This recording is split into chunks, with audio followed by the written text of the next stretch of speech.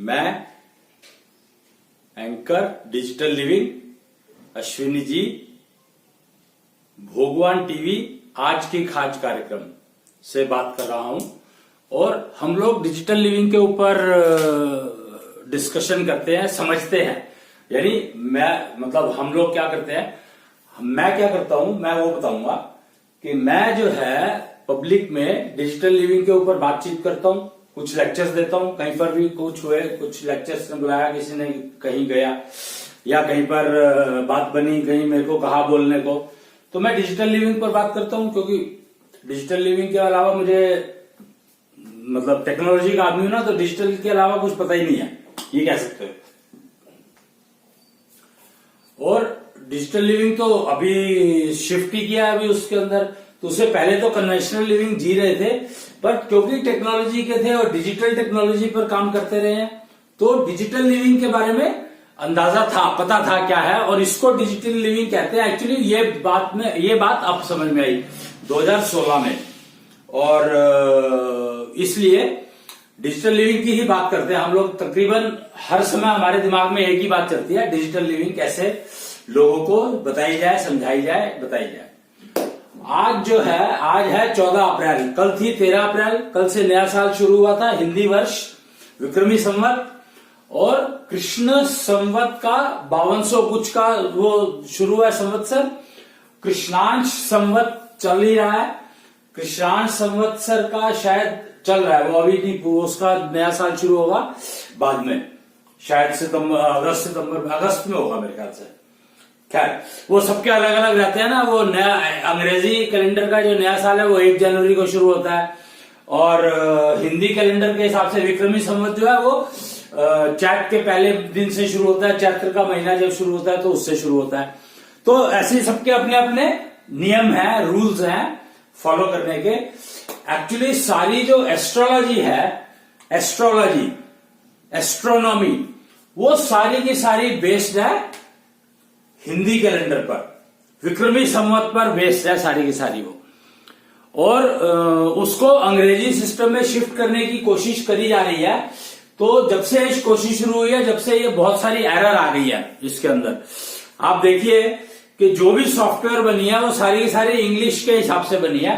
क्यों? क्योंकि time system जो है वो गड़बड़ा गया, सारा का सारा रेफरेंसेस सारे के सारे गड़बड़ हो गए, तो इसलिए उसमें एरर्स आ गई। तो आज कहते हैं ना एस्ट्रोलॉजर, हमें तो ज्योतिषियों पे भरोसा ही नहीं है। उसके 2 कारण है। एक तो उनका जो मूल है वो बिगड़ गया, समय जो है आपके पास ठीक है ही नहीं। एस्ट्रोलॉजी में सबसे इंपॉर्टेंट है देश और काल, यानी स्थान और क्या कहते हैं उसको, समय। पैदा होने का समय बहुत इंपॉर्टेंट है। समय में तिथि और डेट और टाइम दोनों आ जाते हैं। तो ये चीजें बहुत मायने रखती हैं। डेट एंड टाइम और place of birth. Place of birth की इंपॉर्टेंस क्या है? प्लेस ऑफ बर्थ आपकी बहुत सारी आदतों को डिफाइन करता है। कहते हैं ना, आपने किस स्कूल में जन्म लिया तो उसका क्या फर्क पड़ता है? तो उसका फर्क इतना पड़ता है कि आप ये सोच लो कि जिस स्कूल में आपने मूल जन्म लिया, और 4 ही है, 4 से ज्यादा है ही नहीं, 4 ही है, 4 युग है, 4 ये है, काल जो है 4 हिस्सों में बांटा गया है, ऐसे ही 4 वर्णों में बांटा गया है। कर्म वर्ण की बात करो, मैं जन्म वर्ण की बात करो, 2 चीजें हैं। जन्म वर्ण आपके हाथ में नहीं है, तो जन्म वर्ण तो आपको मिलता है बाय बर्थ, लेकिन कर्म वर्ण आप चुन सकते हो। जैसे विश्वकर्मा वंशज है, अब आप देखो विश्वकर्मा वंशज, एक्चुअली बाय बर्थ जो जन्म मिलता है वो उसमें 4 वंश है। आज मैं असल में ये बात कर रहा हूं, आज इन चीजों की बात मैंने शुरू करी डिजिटल लिविंग के उसमें, कि डिजिटल में ये कहां से आ गया। तो डिजिटल में ये सब कुछ ही आ जाता है। डिजिटल लिविंग का मतलब है टोटल, होलिस्टिक, पूर्ण, संपूर्ण की बात कर रहे हैं हम लोग। चलो, तो ये जो 4 वर्ण है, 4 युग हैं, और 4 जन्म वर्ण है, और 4 कर्म वर्ण है। अब जन्म वर्ण और कर्म वर्ण में फर्क होता चला गया, और जन्म वर्ण के 4 के पता नहीं कितने हो गए, जातियां जिसको कहने लग गए हम लोग, और वर्ण और जाति में फर्क समझो। जन्म वर्ण अलग चीज है, कर्म वर्ण अलग चीज है और जाति अलग चीज है।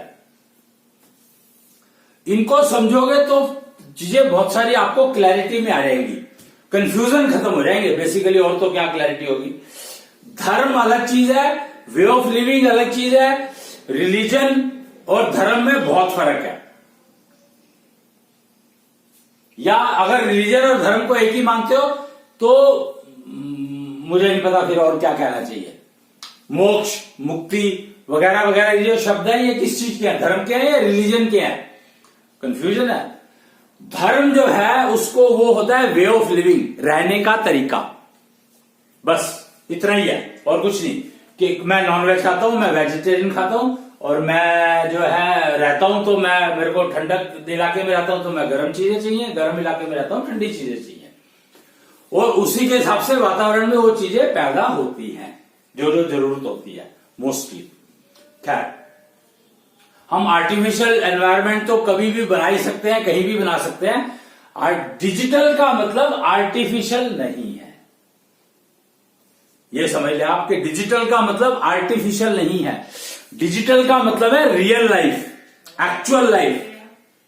क्योंकि लग्जरी एक्चुअल लाइफ में ही जी जा सकती है। वर्चुअल लाइफ में अगर आप लग्जरी जियोगे तो वो लग्जरी क्या हुई। अगर आपका शरीर कष्ट में है तो आपका मन कितना ही स्वस्थ हो, साफ हो, मन हो, कुछ हो, कोई फर्क नहीं पड़ता उससे, कोई फर्क नहीं पड़ता अगर आपका मन जो है बीमार है। लेकिन अगर आपका तन स्वस्थ है, शरीर स्वस्थ है, तो आप सारे एंजॉय कर सकते हो, सारी चीजों को भुगत सकते हो, तसल्ली से आराम से भुगत सकते हो बिना कष्ट के। समझ लो इस बात को। तो शरीर सब कुछ है। शरीर को अगर आपने इग्नोर करना शुरू कर दिया तो आप खत्म, आपको कुछ नहीं मिला। आपको डिजिटल लिविंग में प्रायोरिटी ही शरीर को दी गई है, जीवित शरीर को, मृत को भी नहीं दी गई। जीवित शरीर को हाईएस्ट प्रायोरिटी दी जाती है डिजिटल लिविंग में। ये बात आप समझ लो, मोटी बात। अच्छा, मैं ये बता रहा था कि आज मैंने ये चीजें क्यों शुरू करी, क्यों आज इस पर चर्चा शुरू करी। आज है दक्षिण्या दीक्षा दिवस, 14 अप्रैल। दक्षिण्या तत्वगुरु है, ये मैंने कल बताया था कि दक्षिण्या तत्वगुरु है गैलेक्सी किंग के दरबार के। जो गैलेक्सी का राजा है कृष्णेंद्र आज की तारीख में, उसके तत्व गुरु कहलाते हैं। पहले जो इंद्र होते थे उनके गुरु होते थे बृहस्पति, फिर देवताओं के गुरु होते थे बेसिकली वो। तो पर इंद्र दरबार के गुरु थे या नहीं थे, ये इस बारे में मुझे डाउट है, मुझे नहीं पता। मतलब मुझे पता नहीं है, डाउट क्या कहूंगा, मुझे पता ही नहीं है तो मैं डाउट क्या कहूं। पर वो देवताओं के गुरु कहलाते थे, ये पक्की बात है, इसमें मुझे कोई संशय नहीं है, कोई शक नहीं है। लेकिन अब जब से कृष्णेंद्र इंद्र बने हैं 11 नवंबर 2011 रात्रि 11 बजे, तब से तत्वगुरु दक्षिण्या की स्थापना हुई, को स्थापित किया गया था एज गुरु ऑफ इंद्र दरबार, कृष्णेंद्र दरबार, ये तत्वगुरु है वो। तो आज उनकी दीक्षा का दिवस है, 14 अप्रैल जो है दीक्षा दिवस होता है उनका, दीक्षा देते हैं। अब यहां पर दीक्षा और शिक्षा में फर्क समझना है आपको। दीक्षा और शिक्षा में फर्क समझना है आपको। शिक्षा आप कोई भी ले सकते हो, पर दीक्षा आपको गुरु से ही लेनी पड़ेगी। शिक्षा आपको कोई भी ले सकता है, लेकिन दीक्षा आपको गुरु से ही लेनी पड़ेगी। वो कहते हैं कि पहला गुरु बच्चे का मां होती है ना, कहा जाता है ना ये, पर वो गुरु नहीं होती है। वो क्या होती है? वो होती है गाइड, केयर टेकर।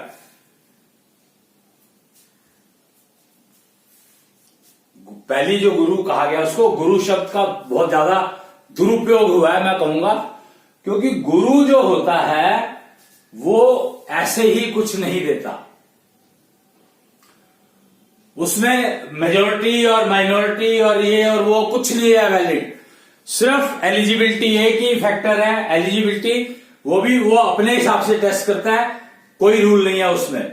रूल है, नेचुरल लॉज हैं बने हुए, पर वो लॉज उसी को पता है, आप पता कर सकते हो। और गुरु जो है हमेशा सामने वाले को अपने समान बनाएगा। मां कभी बच्चे को अपने समान नहीं बनाना चाहेगी। क्यों? क्योंकि वो जो भुगता है उसने, वो नहीं चाहेगी कि उसके बच्चे भुगते। पर गुरु हमेशा शिष्य को अपने समान बनाना चाहता है। ये बेसिक फर्क है गाइड और गुरु में समझने का। बेसिक फर्क, गुरु जो है वो हर शिष्य को अपने बराबर, अपने समान बनाना चाहेगा, बनाता है, बनाएगा। लेकिन गाइड अपने समान नहीं बनाएगा, शिक्षक अपने समान नहीं बनाएगा, कोई भी नहीं बनाएगा। इनफैक्ट अपने समान नहीं बनाएगा कोई भी।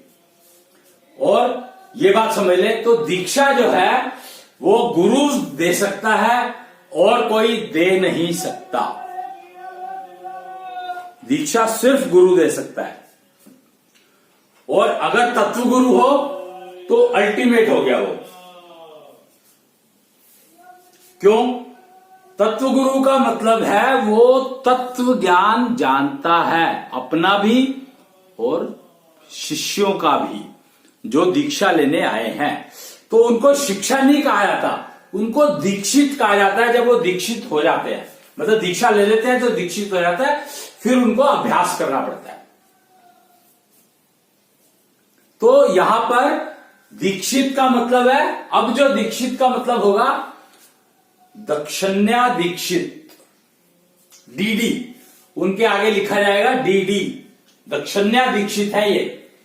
दक्षिण्या दीक्षित का मतलब है कि उनको, शिष्यों को के तत्वों के बारे में गुरु को डेफिनेटली ज्ञान है, और शिष्यों को भी एक नंबर मिलेगा, एक मार्क मिलेगा, और उसके ऊपर वो नंबर लिखा होगा।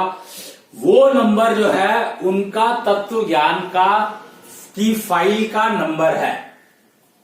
समझे आप? कि जो भी दक्षिण्या दीक्षित होंगे उनके पास एक नंबर हुआ करेगा, जो नंबर उनकी तत्व ज्ञान की फाइल का नंबर है। और वो फाइल किसके पास है? फाइल गुरु के पास नहीं है। फाइल गुरु के पास नहीं है। फाइल है, एक नाम सुना होगा आपने, चित्रगुप्त, यमराज के सेक्रेटरी। तो ये फाइलें सारी मेंटेन वो करते हैं। हां, उस नंबर से वो फाइल का एक्सेस किया जा सकता है और पता लग सकता है कि उसका तत्व ज्ञान क्या है। तत्व ज्ञान यानी उसकी जिंदगी चलने का तरीका, उसकी जिंदगी कैसी चलनी चाहिए, उसका तरीका, प्रोसीजर, प्रोसेस, पैरामीटर्स जिनका ध्यान रखना है। तत्व ज्ञान का मतलब है वो पैरामीटर जिनका उसको सारी जिंदगी ध्यान रखना है, डिस्टर्ब ना हो। तो फिर इस शरीर में कोई कष्ट नहीं आ सकता। डिजिटल लिविंग का मतलब है कष्टमुक्त जन्म, कष्टमुक्त जीवन, कष्टमुक्त मृत्यु। तो ये आप को बात कई बार बताई गई है डिजिटल लिविंग की।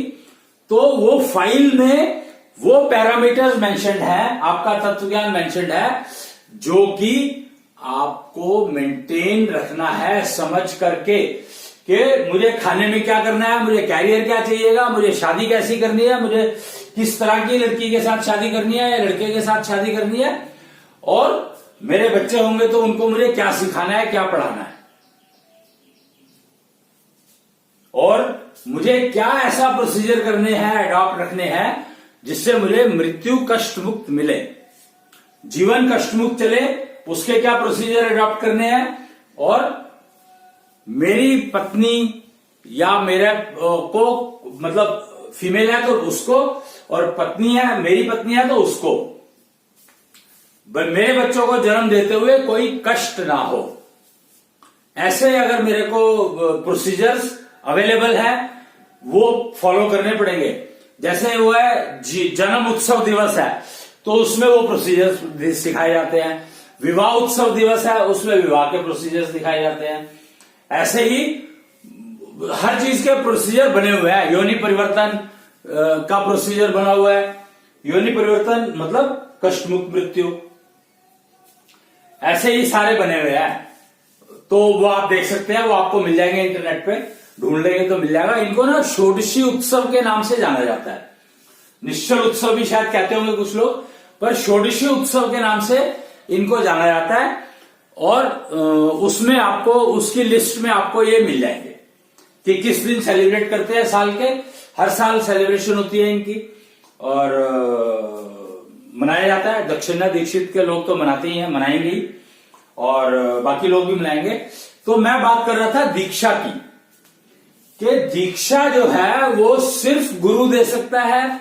अगर तत्व गुरु दे तो और भी अच्छा है, यानी बेस्ट है, परफेक्ट। कहते हैं कि परफेक्शन पॉसिबल नहीं है, पर ऐसा नहीं है। परफेक्शन डेफिनेटली पॉसिबल है। डिजिटल लिविंग में परफेक्शन हर चीज में पॉसिबल है, प्रोवाइडेड आप डिजिटल लिविंग के अंदर माइग्रेट कर जाओ, दक्षिणा दीक्षित हो जाओ। क्योंकि कंडीशंस है हर चीज के लिए। नेचुरली आईआईटी में एडमिशन लेना है तो फॉर्म ठीक भरा होना चाहिए। इतना भी अगर आपने ठीक नहीं किया, एक भी गलती, मतलब एक भी गलती नहीं हो सकती है फॉर्म के अंदर, फीस पूरी जमा होनी चाहिए जितनी भी आपको एप्लीकेबल है। फिर उसके बाद फॉर्म जमा टाइम पर होना चाहिए। फिर उसके बाद वहां से जो रोल नंबर अगर आपका नहीं आया तो वो फॉलो करना है कि रोल नंबर आपका टाइम से आ जाए। सेंटर आपको पता होना चाहिए, सेंटर आपको पहले से पता होना चाहिए कि आपका सेंटर कहां पर है, एग्जाम कहां पर होगा। फिर आपको वहां पर समय पे पहुंचना है और अपना रोल नंबर, पेन, पेंसिल जो भी चाहिए वो साथ लेकर जानी है। और फिर वहां जाकर के बैठना है, क्वेश्चन पेपर मिलेगा तो उसके आंसर भी देने हैं और उसके आंसर ठीक देने हैं। ठीक मतलब ठीक, क्यों? क्योंकि ये पास नहीं होना है। इसमें 5 लाख लोग अगर बैठते हैं तो उसमें से 5000 लोगों को एडमिशन मिलता है। तो आपको इंश्योर करना है कि आप उन 5000 में आओ। फिर अगर आपको आपके मनपसंद ब्रांच चाहिए तो आपको उन 1000 में आना पड़ेगा। 5000 में आने से काम नहीं चलेगा। तो ये इतनी सारी कंडीशन सिर्फ एक आईआईटी में एडमिशन लेने के लिए है। तो आप जब रियल लाइफ को अगर एंजॉयबल, कष्ट मुक्त मृत्यु, कष्ट मुक्त जीवन चाहते हो तो उसके लिए कंडीशन कितनी होगी, क्या आप सोच सकते हो?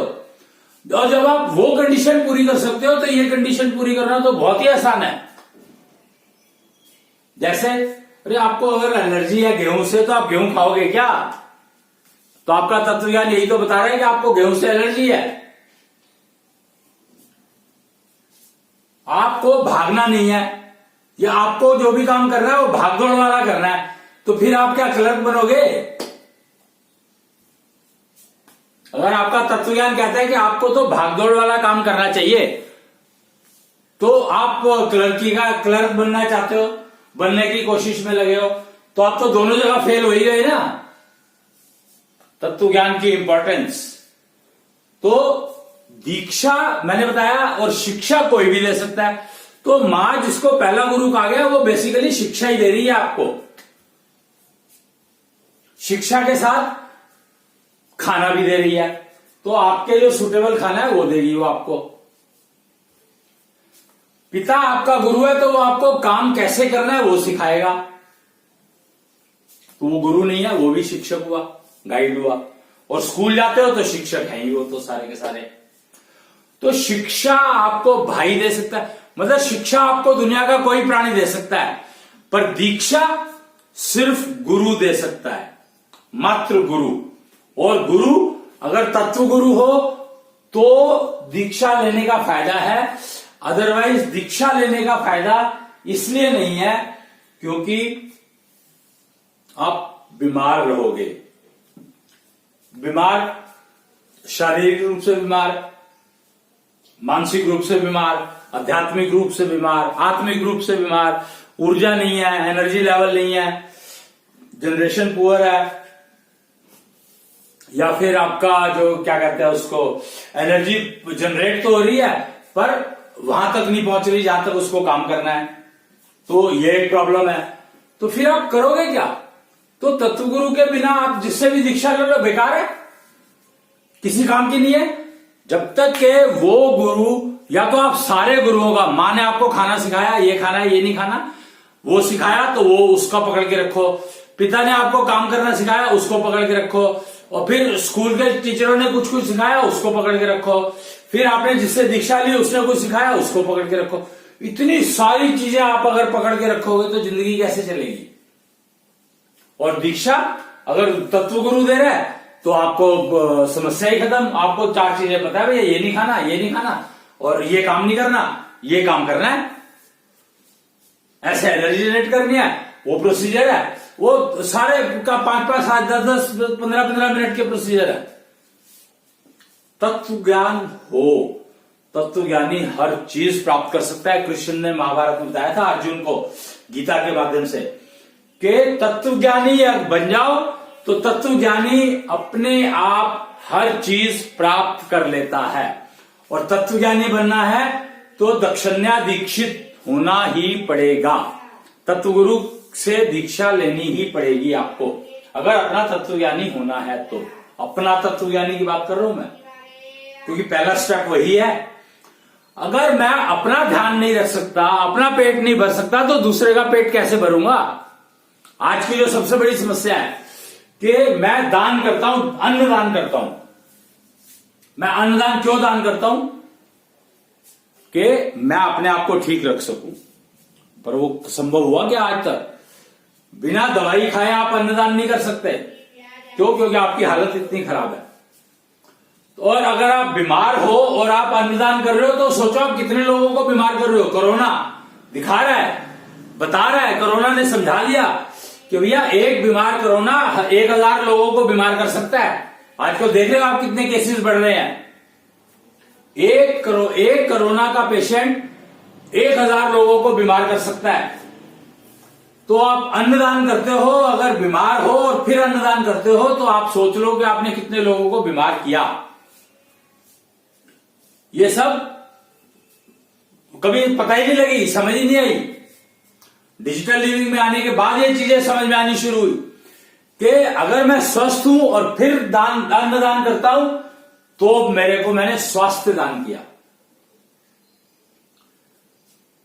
और अगर मैं बीमार हूं और मैंने अन्नदान किया तो मैंने बीमारी दान करी, बीमार अन्न को दान किया। ये बहुत गहन विचार है सारे के सारे। ये ऐसा मुझे बताया गया, मुझे तो लगता नहीं कि गहन विचार है, क्योंकि मैं डिजिटल लिविंग में आने के बाद ये तो नॉर्मल हो जाता है, पता ही लग जाता है सबको कि मैं बीमार हूं तो मैं किसी को दूंगा ही नहीं। भाई आप कोरोना किसी को दोगे क्या? इससे बड़ी मूर्खता की बात क्या हो सकती है कि मैं कोरोना बांटूंगा। तो डिजिटल लिविंग में आने के बाद ये चीजें हमें अच्छे से समझ में आ गई कि भैया कोरोना बांटने के लिए नहीं है, निपटाने के लिए है, खत्म करना है उसको। कोरोना अगर बांटेंगे तो हमें तो नरक में भी, नरक तो क्या मतलब हम डिजर्व ही नहीं करते इंसान होने का। अगर हम कोरोना बांट रहे हैं तो हम इंसान होना डिजर्व नहीं करते हैं। खैर ये चीजें तो डिजिटल लिविंग में आने के बाद ही समझ आती है। और फिर दक्षिण्या दीक्षित हो जाओ तो अपना तत्व ज्ञान समझ आता है। कम से कम अपने को ठीक रख सकते हैं हम लोग, क्योंकि गुरु को उस फाइल का एक्सेस है उस नंबर के कारण, और वो फाइल से आपका तत्व ज्ञान आपको बता देगा, बता देता है, बता देगा, बताता है। ये काम उसका है, उसकी जिम्मेदारी है, ये रिस्पॉन्सिबिलिटी है ये उसकी। और ये सबका इंडिविजुअल है। मां बेटा बाप पति पता कुछ नहीं है इसमें, सबका इंडिविजुअल है। कहते हैं कि हर इंसान, कोरोना ने बता दिया, ये भी कोरोना ने अच्छे से समझा दिया कि हर काम इंडिविजुअल की रिस्पॉन्सिबिलिटी है, कर्मफल अपने अपने हैं। गीता में कब से ये बात कह गई है कि कर्मफल सबके अपने अपने हैं। तू पति है, तू पत्नी है, तो इसका मतलब ये नहीं है कि तेरे कर्मफल मैं भुगतूंगा या मेरे कर्मफल तू भुगतेगी, ऐसा कुछ नहीं है। सबको अपने अपने कर्मफल भुगतने पड़ेंगे। उसकी वजह से मुझे प्रॉब्लम आई, ये हो सकता है, पर कर्मफल तुम्हारा ही था जो वो तुम्हारे पास आया। मेरे पास क्यों नहीं आ गया, तुम्हारे पास ही क्यों आया? तो वो कर्मफल के कारण आया। अब उसकी जो प्रॉब्लम थी वो तुमने उससे ले ली, तो मैं क्या करूं? भाई वही बात है पति पत्नी वाली बात। लड़का लड़की अब ऑफिस में पति पत्नी है, शादीशुदा है, 30-35 साल हो गए, मतलब शादी को हो गए 5-7 साल 10 साल, 2 बच्चे हैं, बच्चे अपना पढ़ने चले जाते हैं, हम कॉलेज पढ़ाने मतलब अपने ऑफिस काम में चले जाते हैं, दोनों मियाँ और बीवी। तो बच्चों का क्या हो रहा है तो बच्चे जाने, क्योंकि उनके भी अपने कर्मफल है। पर कर्मफल 18 साल के बाद से समझ आने शुरू होते हैं। लड़कियों को 13 साल के बाद से, 13-14 साल के बाद से, मतलब जब उनका मेंसेस साइकिल शुरू होता है, और लड़कों को 18 साल की उम्र से। ये पता नहीं कैसा गणित है, कमाल है वैसे। खैर, है तो है, अब तो अब है या नहीं है वाली बात करते हैं हम। तो ये चीजें समझ में आती हैं। और उससे पहले अगर उनके कर्मफल खराब कमाए जा रहे हैं तो उसका जिम्मेदारी माता पिता की होती है, उनको और ज्यादा नुकसान होता है। मतलब अगर बच्चे ने मान लो कोई गलत काम कर दिया या हो गया उससे, तो इग्नोरेंस में या जानबूझकर, मैं नहीं गिन रहा हूं, पर उसके पेरेंट्स, चाहे वो एक साथ रह रहे हो चाहे वो अलग अलग रह रहे हो, डाइवोर्स हो चुका है, दोनों को मल्टीपल नुकसान होगा, कई गुना ज्यादा नुकसान होगा। ये बात आप समझ लो अच्छे से, एटलीस्ट 10 टाइम्स।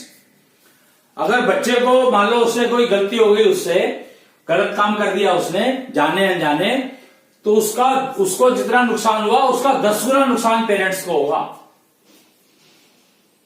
पेरेंट्स मतलब वो 2 लोग जिन्होंने उसको पैदा किया और जो पाल रहे हैं उनको भी, अगर पालने वाले अलग हैं और पैदा करने वाले अलग हैं तो। अब यहां पर रिस्पॉन्सिबिलिटी नाम की चीज बहुत इंपॉर्टेंट समझ में आनी शुरू हो जाती है, क्योंकि रिस्पॉन्सिबिलिटी लेनी है तो कैसे लेनी है, क्या लेना है, कैसे करना है, ये सब चीजें पता होनी चाहिए, तभी रिस्पॉन्सिबिलिटी ली जा सकती है। अगर आप आंख बंद करके रिस्पॉन्सिबिलिटी ले लोगे, कहते रहे कि मैंने गोद ले लिया, बच्चा गोद लेना कोई गलत बात नहीं है, कोई बुरी बात नहीं है, लेकिन अगर आपने रिस्पॉन्सिबिलिटी में कमी करी तो आपको कई गुना ज्यादा नुकसान होगा कंपेयर टू बच्चे के गलती करने पर। बच्चे की गलती करने पर मान लो अगर on the scale of 1 to 10 2 नुकसान होता है, तो पेरेंट्स मतलब दोनों पेरेंट्स को, अब वो सिंगल पेरेंट है उससे वो तो जो है, तो मैं क्या, मेरे को पता नहीं मतलब उसके बारे में, पेरेंट्स को मैं कह रहा हूं, तो सिंगल हो या डबल हो उससे मैं आई डोंट केयर, तो उसको ज्यादा नुकसान, उनको ज्यादा नुकसान होगा at least 10 times, more than 10 times होगा ही होगा, पक्की बात है।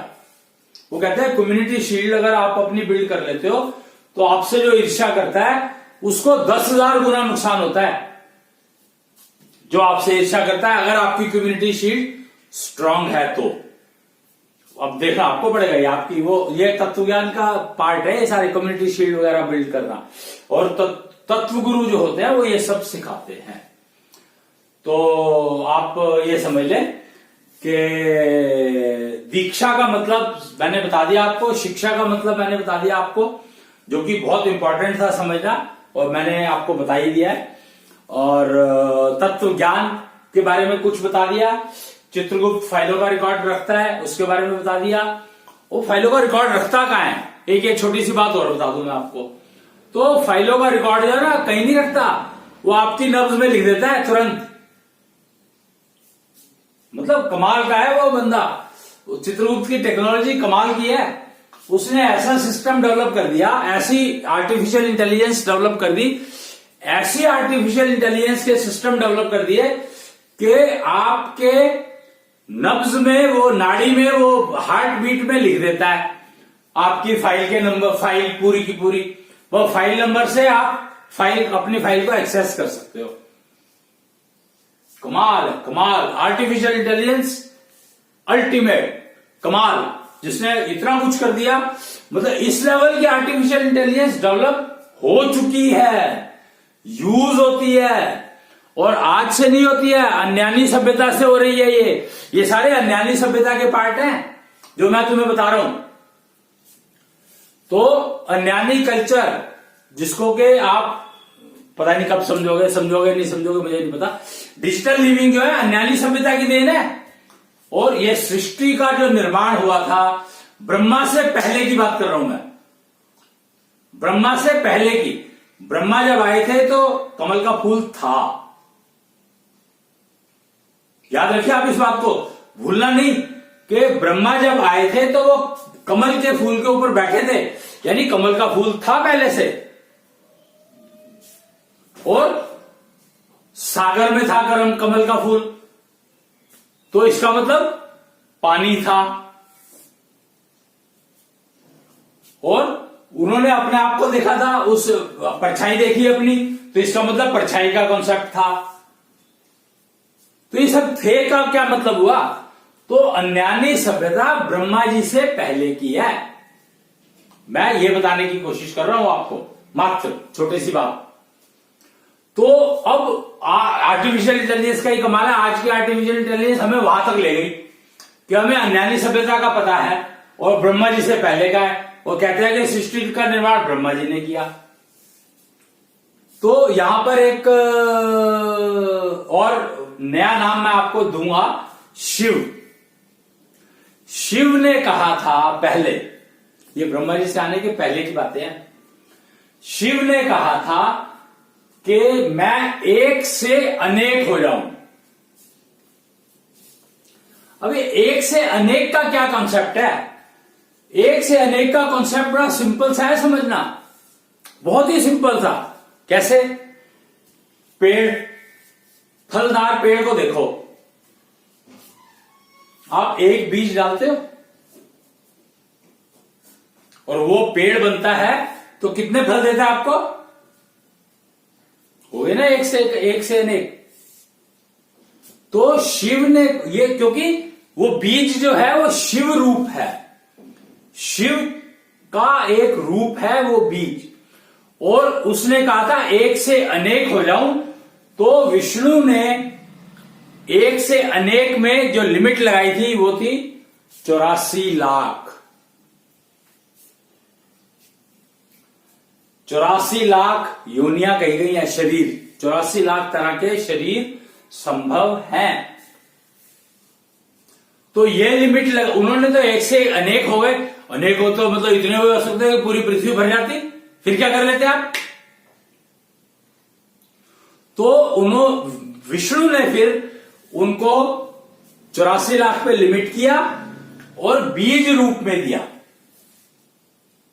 उन्होंने तो ये कहा था मैं एक से एक अनेक हो जाऊं, बस इतना ही कहा था शिव ने। तो फिर महाविष्णु ने, या महाविष्णु ने एक्चुअली, तो महाविष्णु ने उसको ऐसे लिमिट किया, 84 लाख बीज बना दिए और उन बीज को प्रस्फुटित कर दिया, बिग बैंग, उनको फुला दिया और 84 लाख तरह के गण बना दिए। गण कहते हैं उनको, शिव गण कहते हैं उनको। शंकर के गण नहीं है वो, तो 84 लाख बीज का पहला सैंपल वो है। देखो कमाल, देखो आर्टिफिशियल इंटेलिजेंस का कहां तक पहुंचा दिया, कहां तक समझ में आ गया कि वो जो 84 लाख गण हैं, फिर वो 84 लाख गण जब बन गए, तैयार हो गए, उसके बाद ब्रह्मा जी आए थे।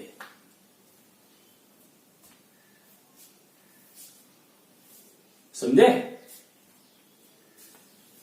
तो ये मोटा मोटा अन्यानी सभ्यता का ज्ञान है, अन्यानी कल्चर का ज्ञान है जो मैंने आपसे शेयर किया। और आज का दिन बहुत बहुत मुबारक दिन है, क्योंकि आज से दक्षिण्या दीक्षा का कार्यक्रम शुरू हो रहा है। जो जो अपनी योग्यता को दीक्षा के लायक बना लेंगे, तो आज से उनको योग्यता बनाने का रास्ता दिखाया जाएगा, और जो जो अपनी योग्यता बना लेंगे उनको दीक्षा मिल जाएगी। तो ये आज से शुरू हो रहा है।